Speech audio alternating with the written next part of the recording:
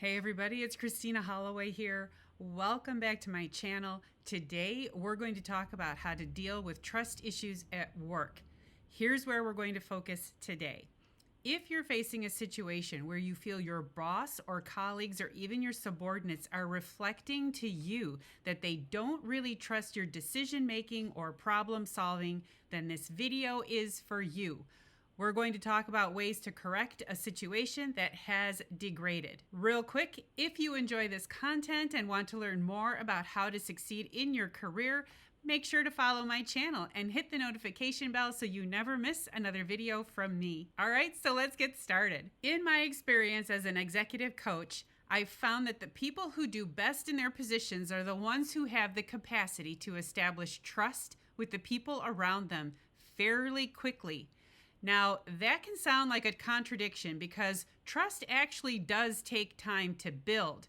What I've found, though, is that you can take certain steps, especially in a work environment, to establish that you're a trustworthy contributor very early on. And the more successful you are at building trust among your colleagues, the more likely you'll be to find success and deliver exceptional work. So, here are 5 areas where you can focus your energy to either build trust or repair your reputation so that you're seen as trustworthy. Number 1, improve your likability. Show them you care. So, first of all, we want to define likability. The term likability here has more to do with likeness or being one of the group or one of the team.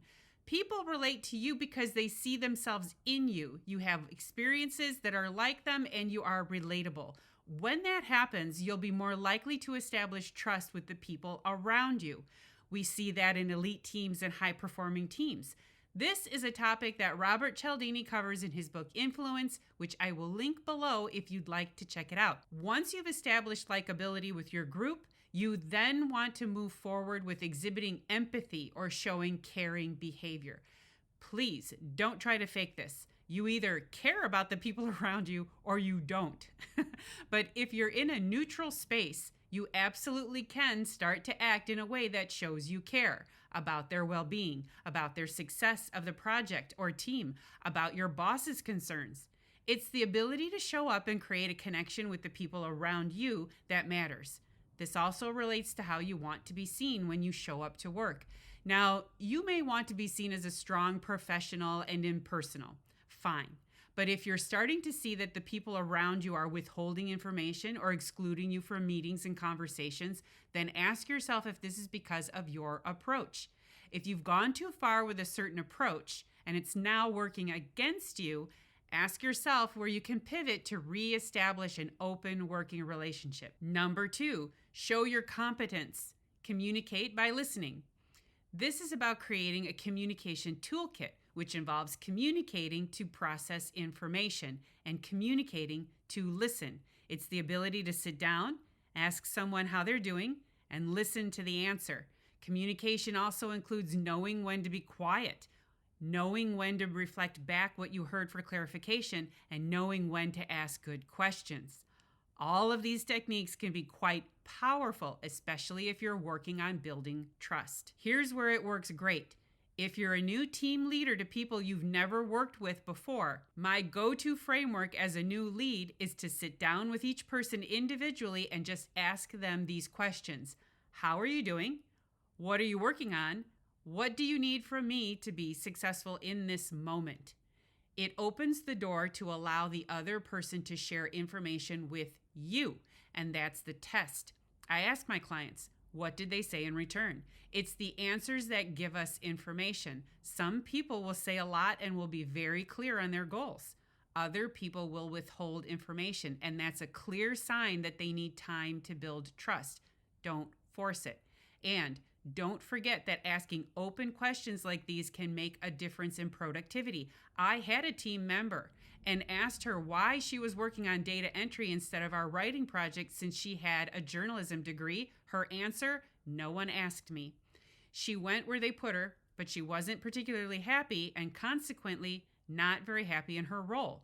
It's simple stuff, but it can make a huge difference. Number 3, illustrate integrity. These are good intentions versus resentment, retribution, humiliation, or responding versus reacting. Integrity means that the people around you are operating with the understanding that when you get bad news or the project goes sideways, you will not respond in a vindictive or resentful way, that you will not engage in retribution or humiliation to make a point when something goes wrong. It's the ability to remove emotion from circumstances beyond your control and respond to a situation with respect and kindness, especially if someone did something wrong. And I know we do like to blow off steam, especially when it's a critically important project. But these days, integrity is one of the biggest factors in building high-performance teams and strong cultures. People are more aware than ever of toxic work environments, especially over the past few years, where external circumstances have asked all of us to redefine what meaningful work really looks like. Honestly, no one has time for being the punching bag to a boss who has no control over their emotions and always blames other people for their mistakes. If you're finding yourself becoming more reactive in stressful situations, take some time to figure out your statements so you know how to be kind while correcting course. Number 4, step into reliability. Show up for them. We've all heard these stories about the boss who showed up because one of their team members couldn't make it into work. That boss rolled up their sleeves and stepped in to do the work. Establishing trust here has everything to do with showing your subordinates that you're not above them, that you've been in their shoes before, and that you still know how to bring in results. Being a boss is not about being elevated above other people. And sometimes I get the impression that some of my clients feel that way. I've heard them tell me, well, the project didn't get finished because people went on vacation. Okay, where were you? The answer always surprises me. Oh, I don't do that anymore. Well, yes, you do. Don't leave people hanging out to dry. They'll remember that you did that. And when you need them to rally around you for a big project, you're going to hear crickets. This leads me to another example that I hear a lot. I had a standing meeting with my boss, or I'm supposed to have a performance review with my boss, and they canceled or rescheduled for the 5th time, or shortened the call to 30 minutes and then 15 minutes. How are you supposed to have a performance review call with your boss in 15 minutes?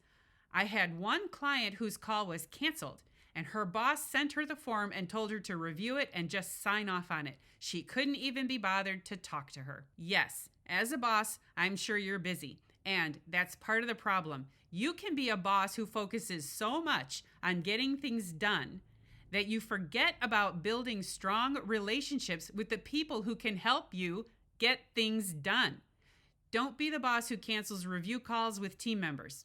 It's just dismissive of their expectations. Every single client I have says, well, now what? They prepared for that meeting. They had reviewed all of their projects and itemized their wins. A status call is important to the people around you. When you call a status meeting, make sure you understand the expectations you're laying out to the people you invited. If they're prepared for meetings repeatedly and are now starting to figure out that you don't take their time seriously, then they're going to stop preparing for the meetings. I have a client who said her boss is frustrated because her engineers are rarely prepared for status meetings. She also doesn't respect their time or their contributions. Big surprise. They're on to her dismissive attitude. It's called apathy, and you don't want it to take hold. Number 5, improve your reputation. It's the foundation for your philosophy at work. At this point, if you've found that the first 4 points are things you've been experiencing at work, then you're also realizing you may have a reputation problem. This means that your actions are now helping to define what kind of person you are. We don't just show up and say things at meetings and believe we're creating a strong professional brand. We take action. We lean into behaviors and attitudes and assumptions. And if those behaviors, attitudes, and assumptions are flawed, they will inform other people on how to treat you. If you flake on people one too many times, if you miss deadlines, if you blame other people for miscommunications, you will start to develop a reputation for being unreliable. Clean up your professionalism. Your ability to show up inside the definition of who you are and how you want to be seen will help inform other people on how you want to be treated. Show up like a professional and people will respond in kind. All right, so that's it for my video on dealing with trust issues at work.